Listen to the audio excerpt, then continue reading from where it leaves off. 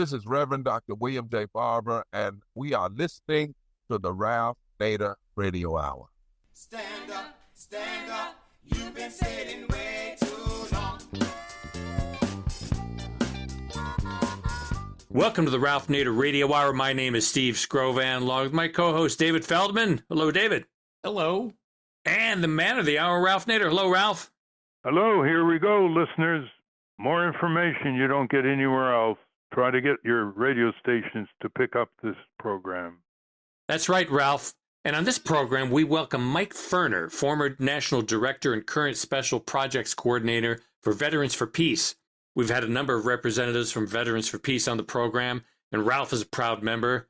And today we're going to talk to Mr. Ferner about the genocide in Palestine. Veterans for Peace has joined the chorus calling for a ceasefire in Gaza, and they've mobilized their membership across a number of projects.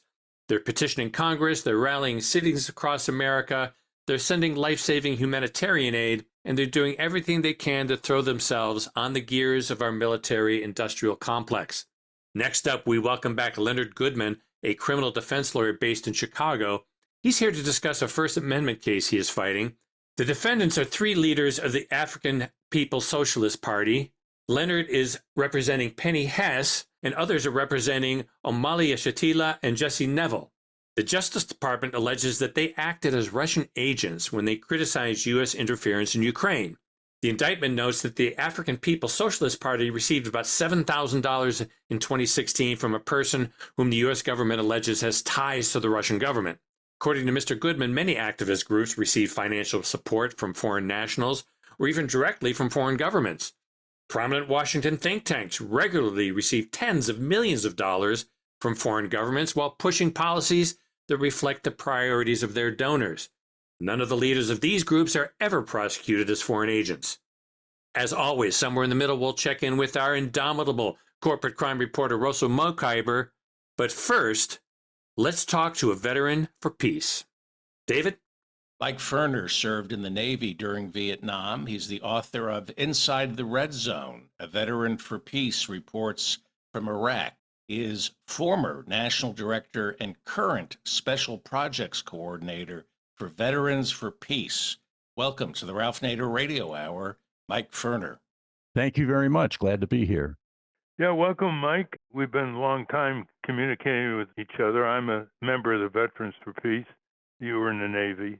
And Veterans for Peace listeners might provoke you to say, well, why is there another veterans organization needed? Doesn't the American Legion, the Veterans of Foreign Wars, fit the bill? Well, as other listeners know, those two gigantic groups have been very closely allied with the Pentagon. They don't seem to ever see a war or an armed incursion that they don't like from the U.S. empire. And so some veterans starting World War II, Korean War, Vietnam War, all the way to the present, Afghanistan, Iraq, decided to start a new organization. Give us a little bit about the history and the number of chapters you have around the country before we get into the strong policy stance that you've taken. Thanks, Ralph. Great to be here. Yeah, as you mentioned, well, there have been veterans against war going back to the Peloponnesian Wars, I'm sure. But Veterans for Peace, we can trace our ancestry directly back to some veterans, some World War II veterans who started a group of anti-war veterans called Veterans for Peace. They weren't incorporated, but that was their name. And then, of course, Vietnam Veterans Against the War followed up with that during and right after the American War in Vietnam. And Veterans for Peace, as we are today as an organization, started in 1985. There were veterans, it started in Maine. That was the first chapter. And there was a group of veterans there who were just outraged at the U.S. policy in Central America, where we were arming the death squads in El Salvador and Guatemala and Nicaragua.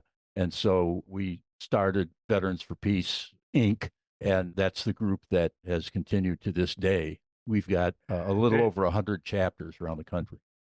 Yeah, and you're all over. You're demonstrating, picketing, nonviolent, open civil disobedience.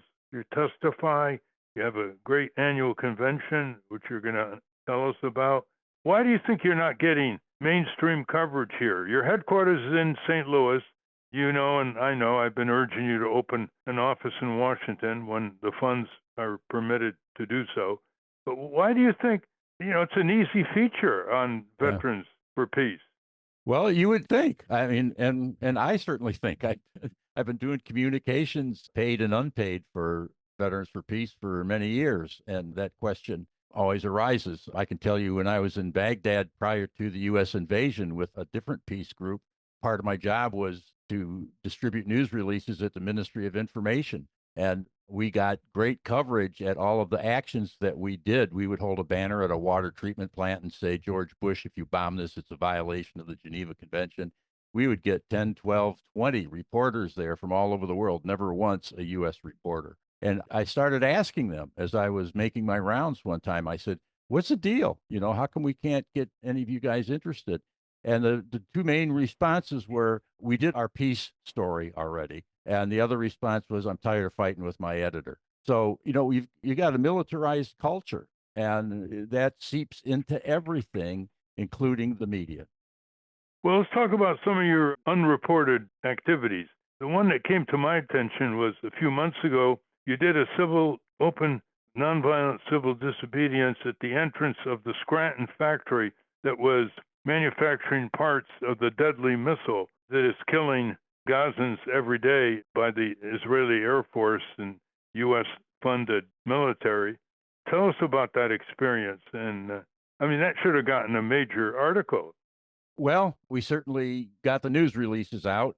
What happened was, I went to Scranton at the invitation of another Veterans for Peace member who lived in upstate New York, about an hour or so from Scranton. And he had been working with a group primarily of Palestinians and Middle East people who had been protesting every week for months at this. It's a 155 millimeter howitzer shell plant.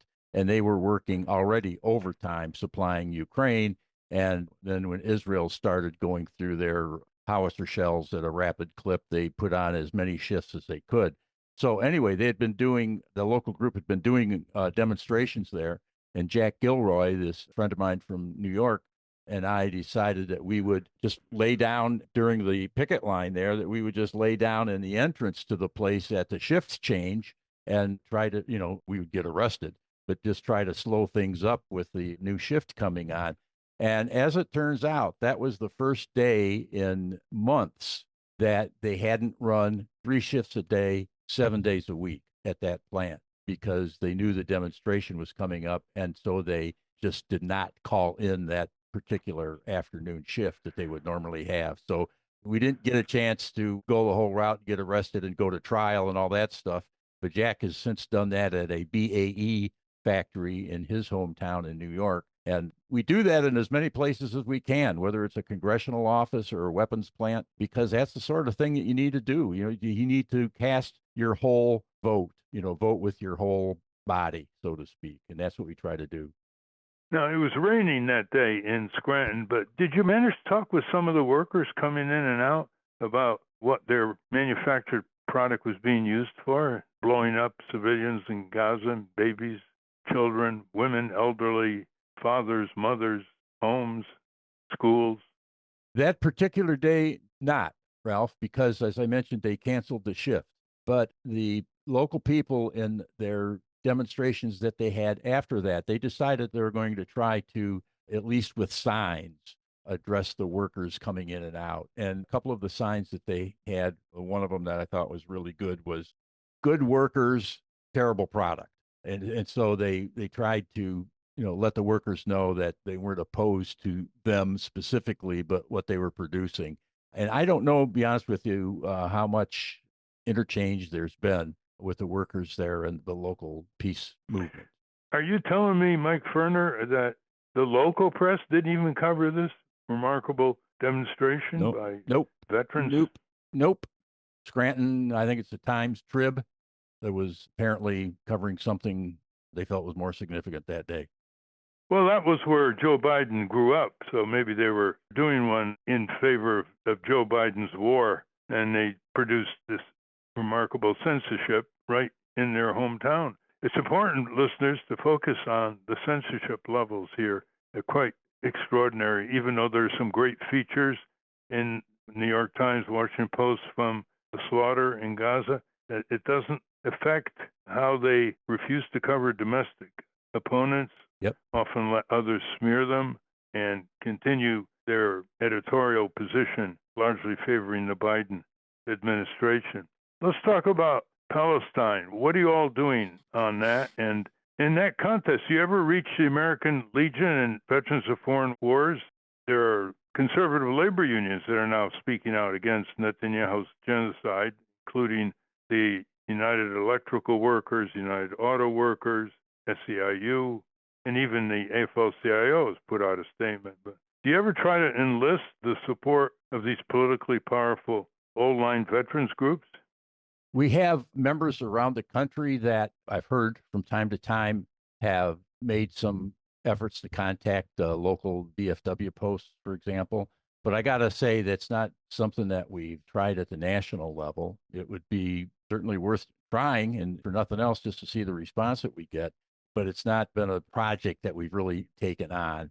But, if you're talking about what we're doing, and here's something that we're doing that you would think would get some press. We're walking 600 miles from Maine to Washington, D.C. We're a little over halfway there. I was in southeast Pennsylvania for 5 days last week with a walk. And people have been walking from Maine, and we're getting into Washington on July 7th or 6th. And we're going to be there for the demonstration that's going to happen that's going to welcome NATO's 75th anniversary meeting and celebration. That they're going to have the NATO meeting in D.C. this time, and it's going to be for their 75th anniversary. So Veterans for Peace is going to join that demonstration at the end of our walk. And I've sent news releases, dozens and dozens and dozens of media outlets along the route of that walk. And I think we've gotten one or two small town papers have picked it up. But I was in Burlington, New Jersey, Camden, New Jersey, and Philadelphia, Pennsylvania when I was there. And we got zero. We had 25 or so people walking over the Ben Franklin Bridge from Camden into Philadelphia. And it was a fairly photogenic site, in addition to whatever we might say, and zip as far as the TV coverage of that. You had a little better luck with the boat that started on the West Coast, the Gulf Coast, and went into ports on the East Coast. Tell us about that boat. Yeah, that's the Golden Rule. It was a boat that some Quakers back in the late 50s, early 60s bought and crewed. The purpose was to sail into the Bikini Atoll, Marshall Islands atomic testing site and try to interrupt the atmospheric testing that had been going on. And they got arrested in Hawaii and didn't make it, but they had a very well publicized trial.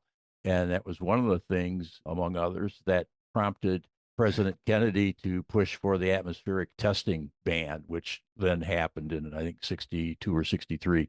So anyway, that boat went back to California and for whatever reason wound up on the bottom of Humboldt Bay in California. And about 12 years ago, some members of Veterans for Peace there learned about that and hauled it up and rebuilt it.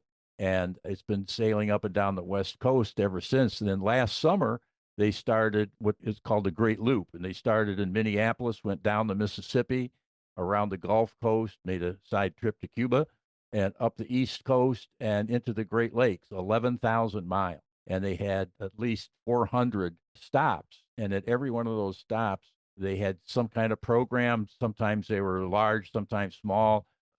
Dozens of cities recognized, called it a Golden Rule Peace Boat Day. Mayors made proclamations. Here in Toledo, the mayor came out in addition to a good number of other cities.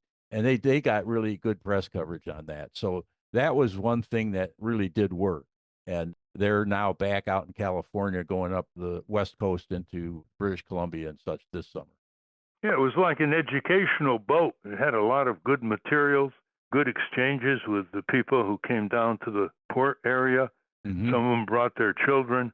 A really quite successful effort. If our listeners by now are getting really excited, they're probably saying, do you have to be a veteran to join Veterans for Peace?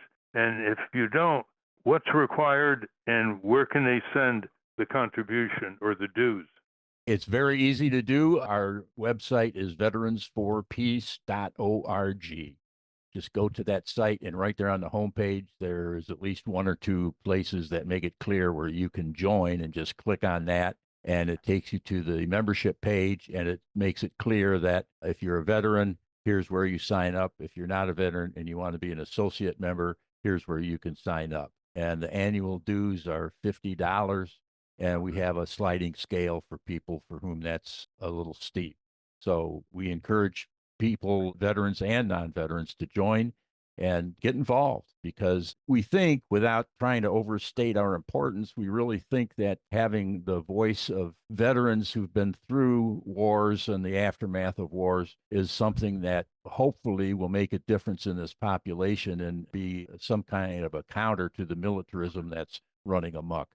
How are some of the legislators, the local, state, national, or candidates running for their seats responding to you when you connect with them? Well, that's all over the map. We had 5 or 6 people that did about 3 days worth of lobbying this spring in DC, and they met with as many veteran members of Congress as they could. And to be honest, that was a pretty disappointing round of meetings, because, as you know, some of the veteran members of Congress are some of the biggest hawks. There's one guy that continues to wear an IDF tunic, a military shirt, as he walks the halls of Congress. So it's mixed.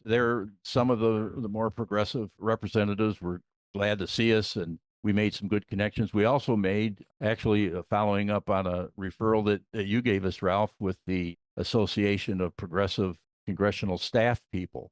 And we established, for the first time, a relationship with them, and we're going to continue that. And we ran into a goodly number of federal employees. Your listeners may have heard of the Feds for Peace.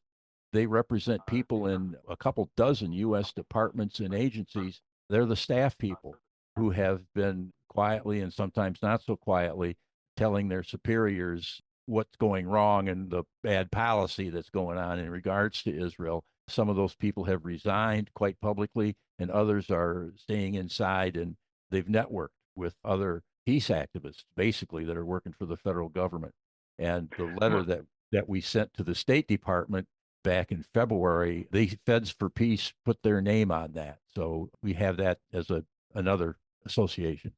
There's a lot of churning inside some of these agencies, especially the State Department, against Secretary of State Anthony Blinken's rubber stamping the Netanyahu regime on Palestine. Tell our listeners what your basic policy stands are on Palestine before and after October 7th.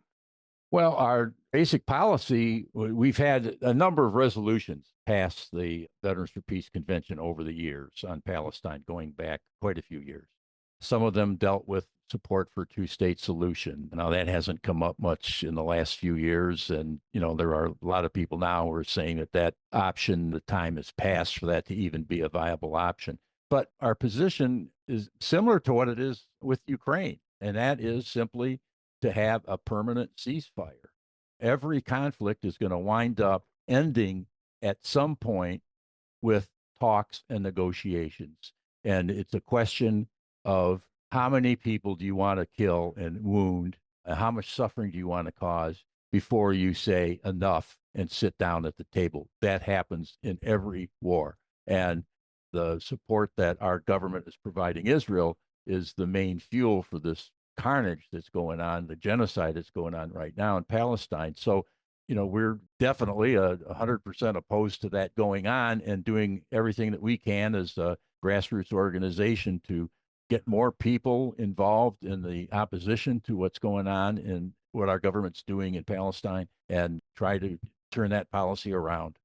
Well, being in the Navy, you must be appalled at the breakdown in the so-called pier off these ready shores that Biden has put reliance to get humanitarian aid to Gazans in that tiny strip. It's broken down 3 times. The word is now they're going to scuttle it. Yeah. All Biden had to do was tell Netanyahu that hundreds of trucks piled one after the other on the border of Israel-Gaza with food, medicine, water, are going to go in every day, 500, 600 of them, he could tell Netanyahu, and that Biden's going to put the American flag very, very visibly on each one of these trucks. Wouldn't you favor that approach as a tactic and just dare Netanyahu to try to go after those trucks with the American flag on it, especially since the U.S. taxpayer is paying for these trucks? Yeah, well, and the UN, and Lord knows we're not doing nearly enough to support the UN, and have actually withdrawn our support of the UN agency that's providing that. But yeah, no, that'd be great. If that was done, you might have a situation where Netanyahu would do the same thing he did with the USS Liberty back in 1967, which was a spy ship off the coast of Egypt during the Six-Day War, and it was finding out some things the Israeli army was doing in Egypt that Israel didn't want known, and they sent bombers and patrol craft, and they killed 30 or 40 people, injured well over 100, and it was completely covered up.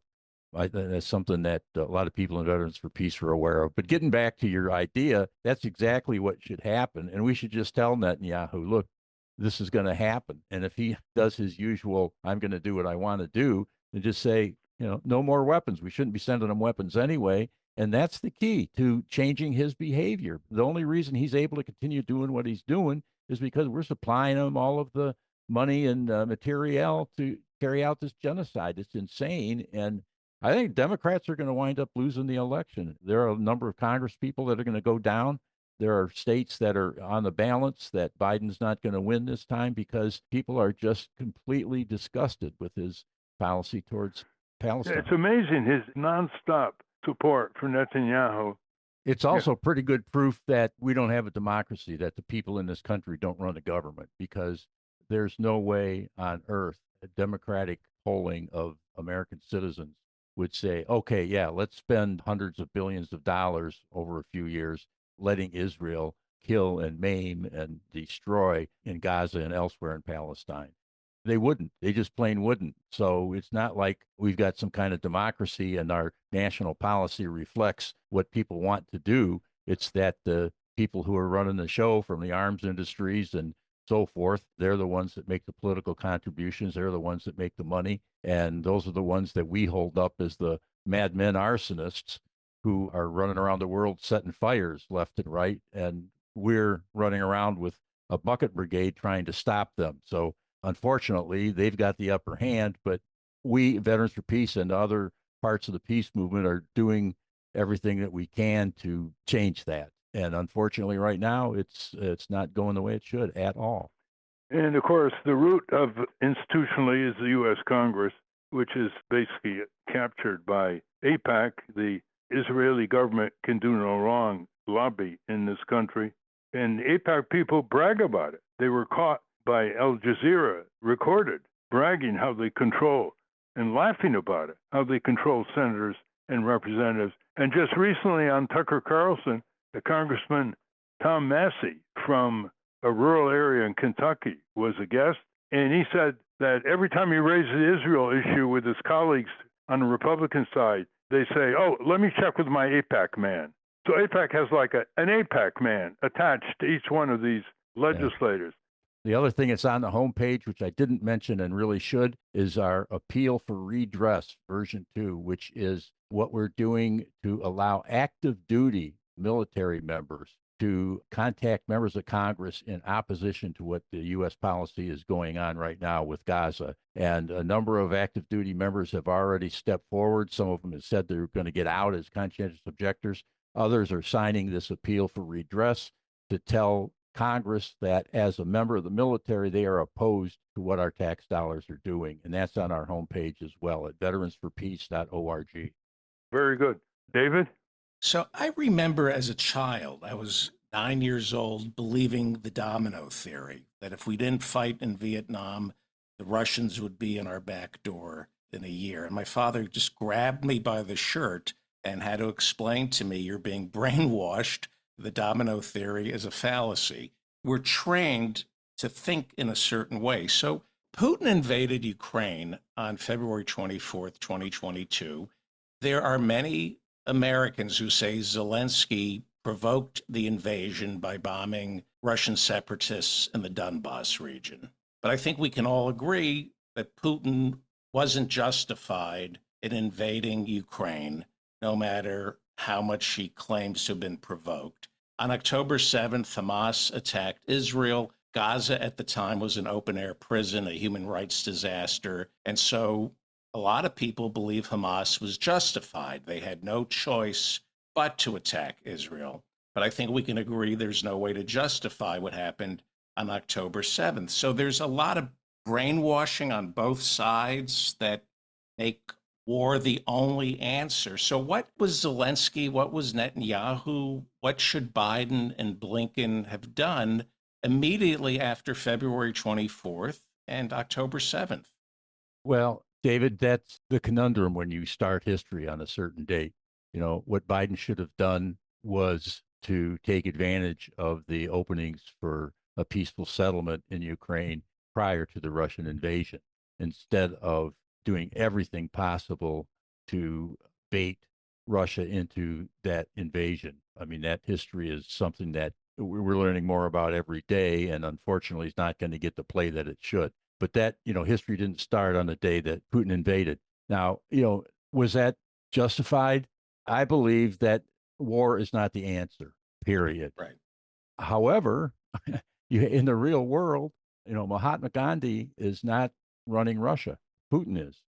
And when you have another world power like the U.S. that does not take into account that there are certain interests that other countries have, and that you have to be cognizant of those and deal with them diplomatically and not try to bully your way around the world, then you're going to make conditions such that crazy stuff and inappropriate stuff like Russia invading Ukraine are going to happen. And when you put your foot on the neck of people in Gaza long enough, that situation's going to blow up, which it did. So, no, the armed violence is not right. But on the other hand, we in this country are creating conditions around the world where it is eventually going to come to that. And we shouldn't look back and say, gee, why did they do that?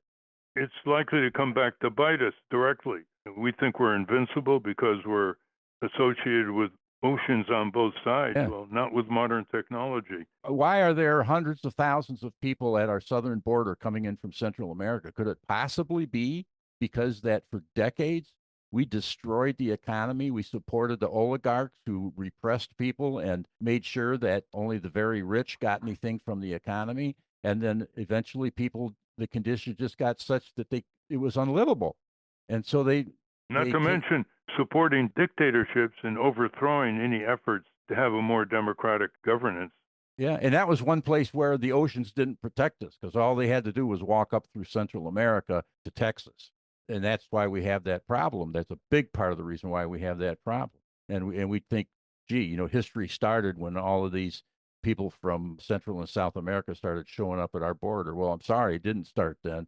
It started way back when we decided we were going to support governments that were murdering their citizens.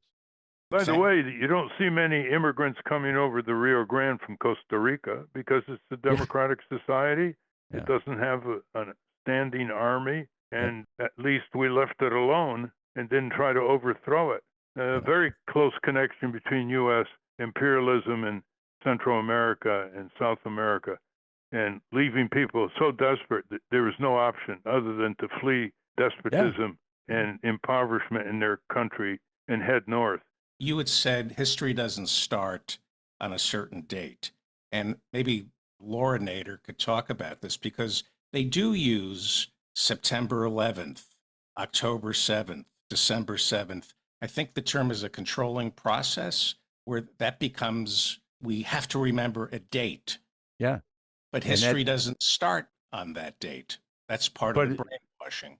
Exactly. But it's very handy if you're controlling the narrative to say what date is important and that the discussion continues from that date. That is really key.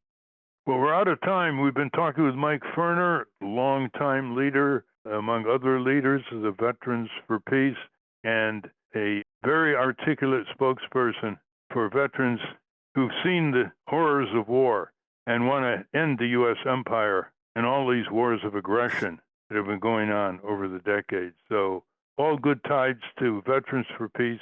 Try to be part of it, listeners. You couldn't have a better group to struggle for peace because of the credibility that veterans from World War II on to the present give to this critical issue of world peace. Thank you very much, Mike. Thank you, Ralph. We've been speaking with Mike Ferner. We will link to Veterans for Peace at ralphnaderradiohour.com.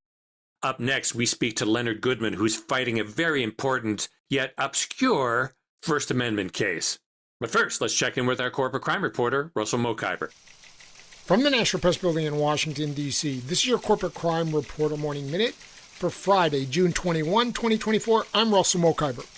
Some recently manufactured Boeing and Airbus jets have components made from titanium that were sold using fake documentation verifying the material's authenticity, raising concerns about the structural integrity of those airliners. The falsified documents are being investigated by Spirit Aerosystems, which supplies fuselages for Boeing and wings for Airbus, as well as the FAA. The investigation comes after a parts supplier found small holes in the material from corrosion. That's according to a report in the New York Times. In a statement, the FAA said it was investigating the scope of the problem and trying to determine the short and long-term safety implications to planes that were made using the parts. For the Corporate Crime Reporter, I'm Russell Mokhiber. Thank you, Russell. Welcome back to the Ralph Nader Radio Hour. I'm Steve Scrovan, along with David Feldman and Hannah and Ralph and the rest of the team. Our next guest is fighting an important case that threatens First Amendment rights, and it's about to go to trial. David? Leonard Goodman is a Chicago criminal defense lawyer, an adjunct professor of law at DePaul University College of Law, where he teaches federal criminal law, and a member of the advisory board of the Center on Wrongful Convictions at Northwestern University College of Law. He also founded the Leonard C. Goodman Institute for Investigative Reporting, which provides editorial and financial support to independent journalists pursuing in-depth investigative projects. Welcome back to the Ralph Nader Radio Hour, Leonard Goodman. Thank you, David. It's nice to be back. Welcome indeed, Leonard. I've often said the Justice Department on many issues transcends whoever may be president. They operate almost, especially on corporate issues like Boeing, irrespective of whether Trump was president or Biden was president, in the way they developed the sweetheart settlement with Boeing called the Deferred Prosecution Agreement, and the way they're fighting off the efforts of the bereaved families from the two crashes into reopening that settlement. And they also have political prosecution uniformity, regardless of who's president. They're going after Julian Assange, whether it was Trump or whether it's Biden, and they're going after a client of yours. You've had a recent op-ed in the Chicago Tribune on how they picked out a dissenting group called the African People's Socialist Party and are prosecuting them for not registering as a foreign agent under federal law. Can you give our listeners a description of this case, which is going to go to trial soon in Florida? Yes, I've never seen anything like this. It's a case that directly targets political speech in a federal indictment. My client is a member of the African People's Socialist Party. I think some people, probably members of your audience, may be familiar with Omali Yeshitela. I actually first became acquainted with Omali through Glenn Ford in the Black Agenda Report. He used to be a frequent guest. So basically, they're an activist group in the Black radical tradition. They're anti-colonialist.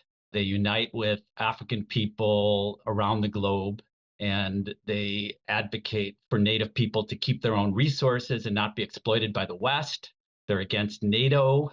And I think also the way you began, Ralph, in saying that, is that the Justice Department seems to go after, they go after dissidents and people that are not aligned with any political party. So, the African People's Socialist Party have no friends in the Democratic Party or the Republican Party. They're major critics of both foreign policies, no matter who's president.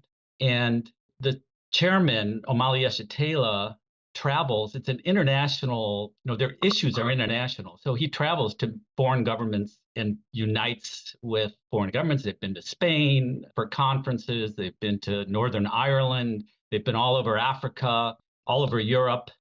and they unite with people in other countries that have similar views. And the chairman was invited to an anti-globalist conference in Moscow in 2015. That didn't seem to cause a problem.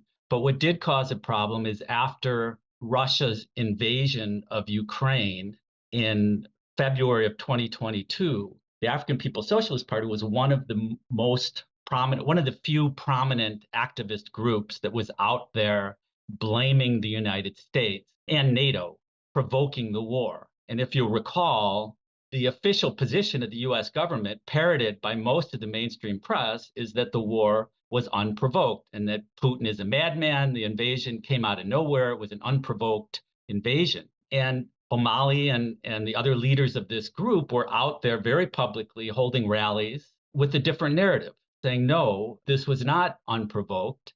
And O'Malley specifically pointed out that NATO expanded 800 miles towards Russia's border. He pointed out that the United States was involved in the coup, the Maidan coup in 2014, where the CIA helped overthrow a democratically elected president of Ukraine, Yanukovych. O'Malley was also out there criticizing the United States for arming Ukraine to the teeth, as he said in some of his speeches after the invasion, and using Ukraine as a dagger to threaten Russia. Well, this was February, March 2022. In July of 2022, the leaders of the African People's Socialist Party had their homes raided by FBI SWAT teams, armed SWAT teams with drones, flash grenades. Their offices were raided, their files were confiscated by the federal government, and they've been prosecuted under a rarely used statute. It's 18 U.S.C. 951, which, as you correctly said, prosecutes people who are secret agents acting on behalf of a foreign government in the United States. Now, they're not agents of Russia, and the case is going to be very difficult for the government to prove, but it raises, before we get to trial, it raises significant First Amendment issues. That is, there's a very strong jurisprudence from the U.S. Supreme Court over the years that says you can't prosecute somebody for political speech. And there's no dispute in this case that the African People's Socialist Party are not a national security threat. No one says that they are. They're nonviolent. They don't preach the overthrow or the violent overthrow of the U.S. government. They push for change through political speech and advocacy and through the power of their words. And, they also do other community work, which is quite important in St. Louis and in St. Petersburg, Florida. They have farmers markets. They have a doula program. They have, recreational programs for young people. They revitalize neighborhoods. So they do a lot of important work. They've been around since 1972. So that's the status right now. We have filed a motion to dismiss based on the First Amendment. And I think one of the most important cases that we rely on is a case called DeJong versus Oregon. And in that case, there was Americans that were being prosecuted for organizing public political meetings on behalf of the Communist Party. This was 1937. The Supreme Court said, and the leader was convicted under a state statute, and the Supreme Court reversed and said, you cannot prosecute somebody based on their relationship to someone else. You have to look at the contents of the speech, the contents of the utterances. And if the utterances are protected by the First Amendment, then the speech is protected. So that appears to be a dispositive case. The motion is pending. It's been pending for about 9 months. The district judge has taken it under advisement. It's fully briefed, so we'll see what happens. But in the meantime, we have a trial date of September 3rd. So we're preparing for trial, but also hoping that the judge will do the right thing. We seem to have a very, very good judge, and I believe that he's going to take a very hard look at this case. You mentioned that if a protest group is associated with a major party, Democrat, Republican, and they're arguing on behalf of a foreign nation, they almost never get prosecuted by the Justice Department for not registering as a foreign agent of these countries. And we have ethnic groups in this country who've exercised their First Amendment rights and supporting democratic movements in Eastern Europe, Ireland, independent movements, and of course AIPAC, which is the Israel Government Can Do No Wrong lobby in the U.S., is a very close vocal supporter of whoever is the prime minister in Israel, and it never has had to register. Is that correct? That's correct. And there's no question, because in order to get around the De Jong case, what the government is arguing is that this is a content-neutral prosecution. That is, the government has no interest in the content of the speech, but only in the relationship to a foreign government. And what you say is correct. I mean, I don't think anyone could reasonably dispute that if they were out there advocating on behalf of the state of Israel, on behalf of Ukraine in support of additional funding for the war, there would be no problem. And it's to say that this is a content neutral prosecution, which, as you know, Ralph, basically a content neutral statute would be like no loud amplified speech making after 10 o'clock in a residential neighborhood. Something where a statute or a prosecution that has absolutely no concern with the content of the speech. It's laughable. And the other thing, it's laughable to say that this is a content neutral prosecution. First of all, it says right in the indictment itself that they're being prosecuted. Overt acts of the indictment allege that they are spreading Russian propaganda and disinformation, which now in the briefing of this motion, the government has conceded that the disinformation, in fact, does not involve any information that's not truthful. The government has conceded that what O'Malley was saying about the war in Ukraine and the provocations is truthful information, but because it aligns with Russia, they are planning to label that disinformation on behalf of Russia. In fact, they're going to call an expert at trial to try to explain to the jury that this is Russia tradecraft, even though it may be truthful information. The other thing that makes it hard to believe that this could be a content neutral prosecution is the timing of it. The fact that they supposedly became Russian agents in 2015 when the chairman participated in an anti-globalization conference in Moscow, and yet they weren't investigated by the FBI and offices weren't raided until after they started speaking out against U.S. interference in Ukraine after February of 2022, when the United States was looking to fuel that war with hundreds of billions of dollars of taxpayer dollars going to weapons contractors. Well, the Justice Department has a tradition here of picking on relatively defenseless people. Right after 9/11, the Justice Department went after a group in Texas called the Holy Land Foundation, which was extending charitable help to the desperate Palestinians in the West Bank and Gaza. And they went after these people hammer and tong in court. They lost the first case and on a technical reversal, I believe. They then got the right judge and got a prosecution and put a number of these elderly people in jail for a long time, saying that they weren't just a charity. They were aiding and abetting Palestinian terrorism. One thing I want to make clear about this prosecution is it's not under the FARA statute, which is basically something that applies to lobbyists. This is a different statute. It's rarely used. I don't think anyone has ever actually registered with the Attorney General under this statute. First of all, it's a strict liability statute. So there's no requirement that our clients would have known. In fact, it's pretty much conceded. There's no way they would have known that they were supposed to register under 18 U.S.C. 951 with the Attorney General of the United States. So that's the first thing. And the statute doesn't require, for a prosecution, it doesn't require that the government prove that they had any knowledge of a registration requirement.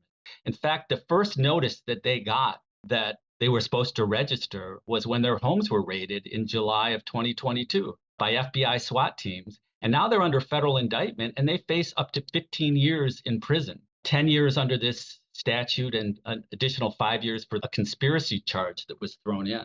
So this is a quite dangerous case. It's not just a failure to register. And even in the registration cases, like for the Communist Party, there's always been a due process argument that the courts have recognized that said, well, if you're going to label somebody a communist sympathizer, you have to give them a hearing before you put them on this list. That wasn't done for these people. Their homes were raided, and they're now under federal indictment, facing up to 15 years in prison with absolutely no notice. No letter being sent saying, hey, we think because you went to Moscow that you need to register.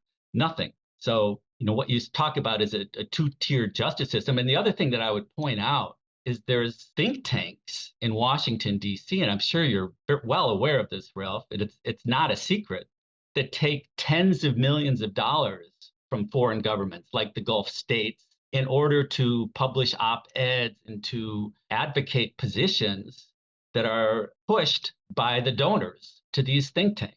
Tens of millions of dollars, and yet they're never asked to register as foreign lobbyists or secret foreign agents of another country. So it is clearly a double standard. These people were seen as somebody that they could go after in silence without a lot of people standing up for them. And as you correctly note, nobody in the mainstream press has taken this cause up, despite the fact that it's incredibly dangerous if they can do this. In fact, the magistrate judge who issued a report and a recommendation said, well, he agrees that it's all political speech, but his justification is that if it's speech that's done at the alleged direction of a foreign government, it's not protected by the First Amendment. This is an outrageous finding, and I don't believe the district judge is going to sign on to it. But if that's true, all the government has to do is say, yeah, it's political speech. It's protected by the First Amendment, except we say that you're saying it on behalf of a foreign government. Therefore, you lose your First Amendment protection. Is like this, Leonard, is they figured these people are poor, they can't afford good lawyers, and they didn't figure that they were going to get a great criminal defense lawyer like you, pro bono, to take the case. I think the likelihood of you prevailing is very high in this situation. Yeah, there's other very fine lawyers on this case, and I do want to give a shout out to them who are all doing this at great sacrifice. Addie Griffin, Mutaki Akbar, Angela Rini. So very good lawyers on the case. But you're right. I think they thought that this group would have a hard time getting sophisticated legal counsel that could make these types of challenges. For sure. If people want to get into further detail on the Holy Land Foundation prosecution, they can contact Professor Jonathan Turley at George Washington University Law School, who was involved in helping the defendants in this case. Jonathan Turley, Turley. Steve, question? Leonard, aside from the other lawyers who are working on the case, what other allies do you have? Is the ACLU involved? And even any conservative First Amendment absolutist groups? Yeah, the only group that has offered to help is the National Lawyers Guild. David? The Brennan Center recently counted close to 140 congressionally sanctioned powers that may be invoked by a president after he or maybe Congress declares a national emergency. So given the emergency powers granted to our commander-in-chief, when it comes to the courts, what happens to the First Amendment if we are officially at war or in a state of emergency, like right after 9/11 or Katrina? Well, it's a very good question, and I don't think I'm qualified to answer it. But I think we're lucky to have a First Amendment in this country. I know some other activists in England and Germany maybe wish that they had it, and Israel maybe wish that they had a constitution that had a First Amendment. But I think, to me, the danger is that they're trying to erode First Amendment protections. And this case is one of the most dangerous I've seen. Obviously, the prosecution of Assange as well, which for publishing truthful information that the government wanted to keep secret is incredibly dangerous. And that's something that I thought was established with the Pentagon Papers, that's something that was protected by the First Amendment. But this case, to go after activists for political speech based on really what they want is a Russia exception to the First Amendment. Just like for a while, we had a drug exception to the Fourth Amendment for search and seizure. If the police thought you had drugs, they could search your vehicle, search your home. So yeah, bad facts make bad law. And Russia, I think that the fears of Russia is being used to erode the First Amendment, and very dangerous. And I wish more people besides the Ralph Nader Radio Hour were paying attention to this, because it should not be done in darkness. People need to pay attention. Well, our time is up, unfortunately. We've been talking with Leonard Goodman, criminal defense lawyer and philanthropist. He's now defending one of the three defendants associated with the African People's Socialist Party that is being prosecuted by the Justice Department, violating, in the defense lawyer's belief, the First Amendment in federal district court in Tampa, Florida, and the trial is set to begin if a motion to dismiss is not accepted by the federal judge before that, later in the summer. Thank you very much, Leonard. Thank you for having me, Ralph, and for shedding some light on this important issue.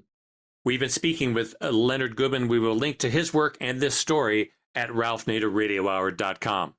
So to wrap up our program here, Ralph, you had a couple of news items you wanted to point out and comment on. What have you got for us? The first item that caught my attention recently was, for the first time in history, more fish was consumed that were grown in aquatic ponds than were caught in the wild oceans and seas by tonnage. This is an ominous crossover, because aquatic farm fish has to use a lot of chemicals to deal with lice and other diseases that occur when the fish are in such close proximity out of their natural habitat in these ponds.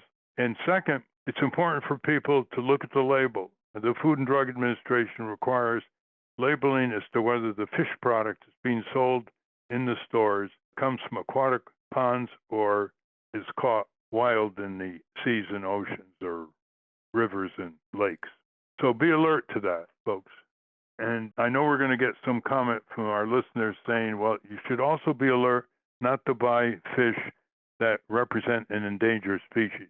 And there are good websites that tell you which species of fish you should avoid and which you can consume if you're a fish eater. The second, I got a letter, as a lot of us do, in the New York Times, a special envelope from a group called Feeding America, Meals for Kids Drive. And they say that over 44 million people in the U.S., including more than 13 million Americans, are facing hunger. Imagine that in the U.S. Imagine the Congress ignoring the abolition of hunger in the U.S. and sending $26 billion more dollars to Israel to destroy the Palestinian people. That's why I wrote a column in a recent edition of the Capitol Citizen, which many of our listeners get, going to capitolcitizen.com, calling Congress collectively, aside from some few good members of Congress, collectively a weapon of mass destruction with multiple warheads. The third item, and I'm sure some of you read the same thing, there have been some featured articles on a hot dog eating contest. Now globally recognized hot dog eating championship out of Coney Island in New York, which goes on year after year and gets bigger and bigger, and the prizes for the winners get into real dollars, and you got roaring fans egging the various hot dog eaters on. Well, it turns out that the world's record was set recently by Joey Chestnut, who is a 40-year-old American and who consumed, check this out, listeners, 76 hot dogs with buns in 12 minutes. 76 hot dogs with buns in 12 minutes. And the coverage is like it's another sporting event. There's no mention of gluttony, one of the 7 deadly sins. That's how our society has decayed. No mention of gluttony, no mention of how these competitors are actually hurting their health over the long run. It's just, hey, who's going to eat more hot dogs with buns in the shortest amount of time without throwing up? I think that beats David's record. So congratulations to Joey Chestnut. He's juicing. He's juicing. The last one is we need to encourage more children-to-children communications. And I just put out a tweet on the Gaza genocide, which I'd like to read.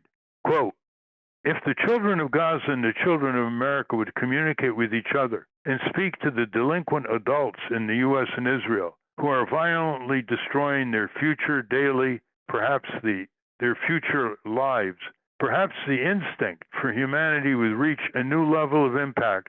Where are the writers, poets, and artists in these countries to encourage the children to to unite across borders and appeal to the adults' better angels.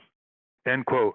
This humanitarian communication can be conveyed with a contest for the best letters sent from American children to the Gazan children, and from the Gazan children who often are sick and injured and lost their parents or siblings back to the children in America. I think it would get good media and start a new media among children on many conflict issues around the world. Who speaks more truth than these little children? Well, thank you for that, Ralph. And I want to thank our guests again, Mike Ferner and Leonard Goodman. For those of you listening on the radio, that's our show. For you podcast listeners, stay tuned for some bonus material we call The Wrap-Up, featuring Francesco DeSantis with In Case You Haven't Heard.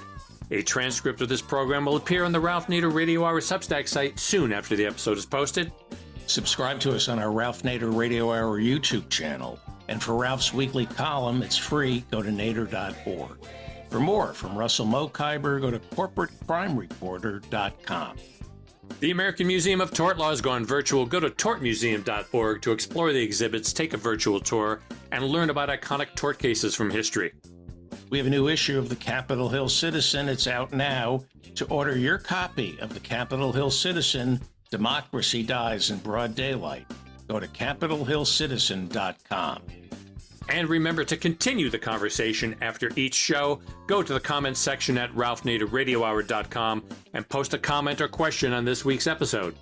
The producers of the Ralph Nader Radio Hour are Jimmy Lee Wirt, Hannah Feldman, and Matthew Marin. Our executive producer is Alan Minsky. Our theme music, Stand Up, Rise Up, was written and performed by Kemp Harris. Our proofreader is Elizabeth Solomon. Our social media manager is Stephen Wendt.